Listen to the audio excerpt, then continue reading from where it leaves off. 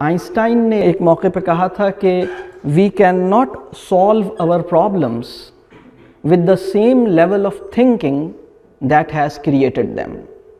ہم اسی ذہنی سطح پر رہتے ہوئے اپنے ان مسائل کا حل نہیں تلاش کر سکتے جس ذہنی سطح پہ کھڑے ہو کر وہ مسائل پیدا ہوئے ہیں، یعنی جس ذہنی سطح پر رہتے ہوئے ان مسائل نے جنم لیا ہے۔ میں اس آئنسٹائن کے جملے میں ایک تھوڑی سی اور اس میں رد و بدل کروں گا، اور میں یہ عرض کرنا چاہ رہا ہوں کہ ہم جس پیراڈائم میں مسائل پیدا ہوئے ہیں اسی پیراڈائم میں رہ کر ان مسائل کا حل نہیں نکالا جا سکتا۔ آپ کو اپنے ورلڈ ویو میں، یعنی دیکھیے بعض اوقات کیا ہوتا ہے، اس وقت پوری دنیا کی صورتحال یہ ہے کہ جب مسلم معاشرے میں کوئی پرابلم پیدا ہوتا ہے، چاہے وہ معاشرتی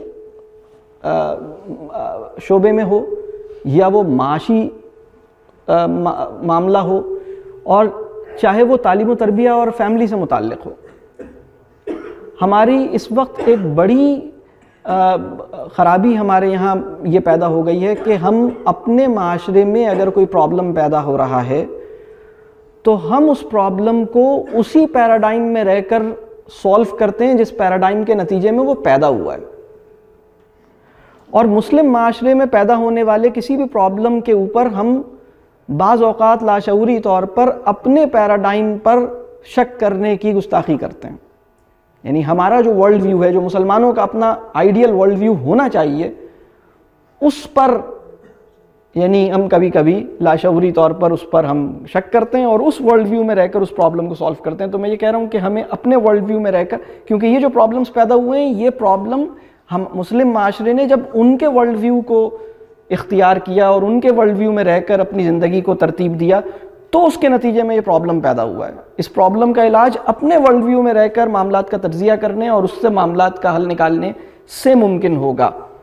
تو ہمارے ایک بزرگ ہیں، ان کا بہت خوبصورت جملہ ہے، ہمارے بزرگ ہیں احمد جاوید صاحب، وہ فرماتے ہیں کہ جدید مغربی نفسیات کو ٹھوس بنیادوں پر رد کیے بغیر مذہبی انسان کی بازیافت دشوار ہے۔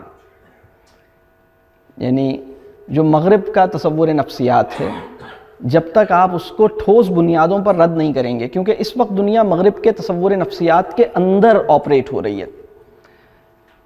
تکلیف دہ بات یہ ہے کہ مسلم معاشرے بھی بڑی حد تک مغرب ہی کے ورلڈ ویو میں سانس لے رہے ہیں اور مغرب ہی کے پروپوزڈ فریم ورک کے اندر اپنے معاشی، معاشرتی، تعلیمی، تہذیبی معاملات طے کر رہے ہیں۔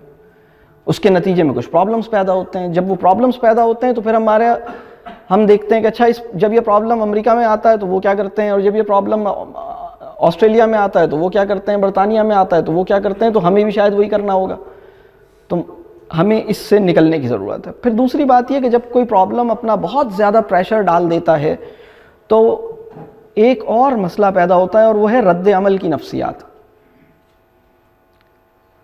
اور رد عمل کی نفسیات بڑی مہلک ہوتی ہے۔ رد عمل کی نفسیات جب آپ سے کچھ فیصلے اور آپ سے کچھ ایکشن سرزد کرواتی ہے تو اس سے ہوتا یہ ہے کہ علامات تو زائل ہو جاتی ہیں مسئلے کی، لیکن مسئلہ اپنی جگہ باقی رہتا ہے۔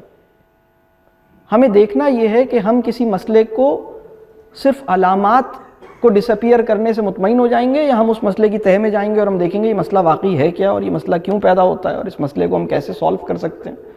تو کسی بھی پرابلم کو سولو کرنے کے دو انداز ہو سکتے ہیں۔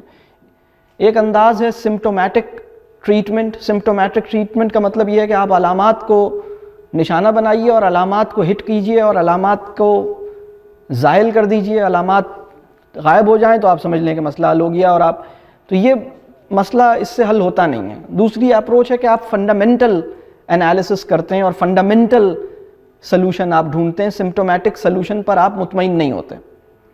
تو اس وقت ضرورت اس بات کی ہے کہ یہ جو پرابلم پیدا ہوا ہے اس کے اوپر ہم رد عمل کی نفسیات سے گریز کریں، اس مسئلے کے اوپر ہم اپنے پیراڈائم میں اس مسئلے کا انالیسس کریں اور اپنے پیراڈائم میں رہتے ہوئے اس مسئلے کا کوئی مستقل حل تلاش کریں۔ پھر اسی طرح معاملات کو سطح کے اوپر نہ دیکھا جائے۔ علامات تو مسئلہ علامت نہیں ہوتا، لیکن مسئلہ یہ ہوتا ہے کہ ہم علامت سے الجھ جاتے ہیں اور علامت ہی کو مسئلہ سمجھنے لگتے ہیں۔